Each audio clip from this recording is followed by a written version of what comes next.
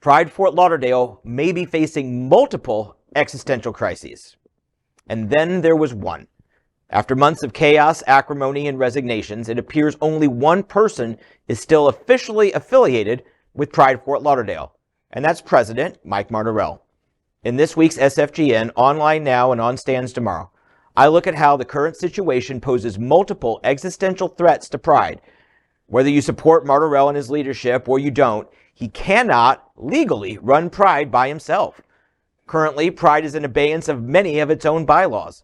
There's no working board of directors, and legally, they must have a minimum of 3 people. There's no treasurer, so there's no one to file taxes, keep books, and write checks. Speaking of checks, it takes 3 board members to distribute funds, the treasurer to cut the check, and then 2 other officers to sign. As of now, only Martorell as president can sign the checks, but he still needs another person.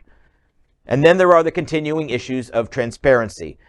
The board secretary resigned in January, so there haven't been any records posted of minutes and meetings or notices of meetings since then. Even before the secretary resigned, important records were missing from their website, records that are required to be posted.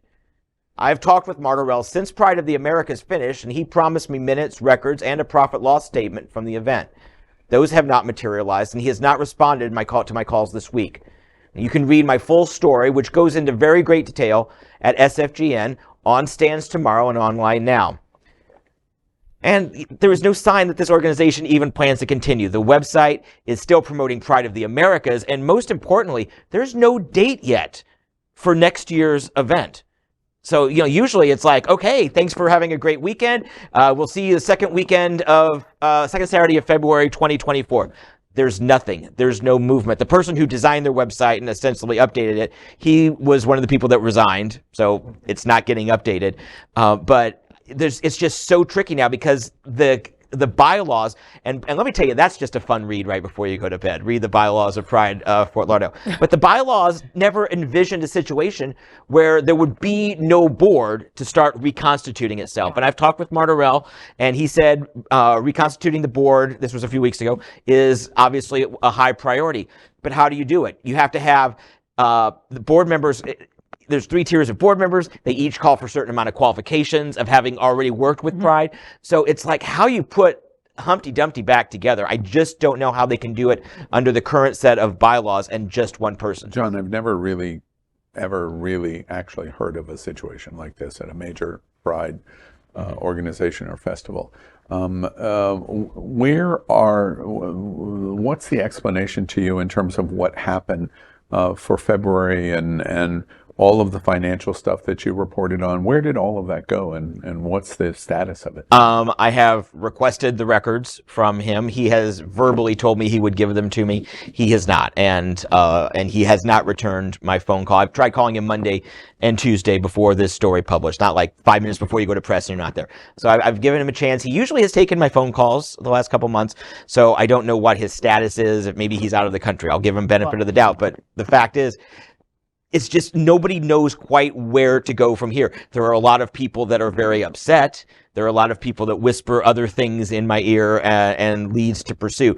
But I don't go on and just say, oh, I'm hearing this gossip or that gossip. This is just what it is that there's really no board. There's no board. There's no legal. There's no infrastructure. There's no framework of personnel to grab the bull by the horns and go forward. Are there? Are there consequences to this? Like, is there a time frame that they need to have a certain amount of people, on board saying that they're part of this board, et cetera? And why hasn't Mike just stepped down?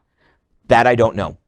That I do not know. Because I just saw him at Miami Beach Pride. I mean, he is so dedicated to our community. That man has been to more prides than anybody in the world. All right. And he was there at Miami Beach Pride volunteering and getting dirty and sweaty like the rest of us were. So that his allyship is still there for our community. Right. He loves our community. He's part of our community, of course. But so many things have gone wrong. Like at this point, wouldn't it just be easier to just say, I stepped down, let's just start all over somewhere else? Well, it would be easy, but to say that. But the fact is that he doesn't. Who's going to step in there and replace? He doesn't really want to resign. He told me he was hoping to continue on past his term in June. And these And I'm sorry, what was your question again? But What are the consequences? Yeah, the consequences. No, they could lose their 501c3 status because part of it is to have 3 board members going forward. Any checks that he's written. Now, I'm not a law. What do you call them? Lawyers. A lawyer. I'm not a lawyer, but you can look at these any checks that he may have written and signed off on since the last treasurer resigned, and you may be able to go, are these checks valid? Are they allowed to make this disbursement? The federal government could come in at any time and say, you are out of compliance. We're either going to appoint a board, we're going to revoke your tax status, which would be fatal to any Pride organization. Yeah, I was just going to ask principal organizations that were involved in this visit: Lauderdale, Midland, etc. What do you hear from the other major organizations that were involved? Well, Midland can continue. They were in for another $100,000 each of the next 2 years. That's gone, which was essentially their biggest sponsor. Did the people get paid back that were waiting on a check as well? Midland is not commenting on that. So you can read into what it says. Visit Lauderdale has just completed their budgeting process for who and which organizations they're going to go, or they're going to give money to over the next fiscal year, the coming fiscal year. They're doing it internally. They're just finishing it, and they're going to announce who's getting that. But there is certainly there's a lot of side eye and a lot of hesitation before really putting the funding out there or determining how much funding is going to go on. Yeah. All right. LGBTQ plus news is vital for our community and for the broader world as a whole.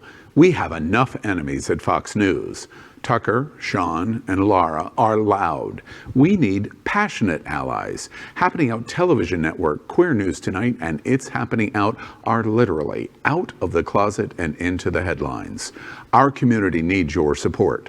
Like this broadcast and subscribe now to ensure the growth of the entire LGBTQ plus community.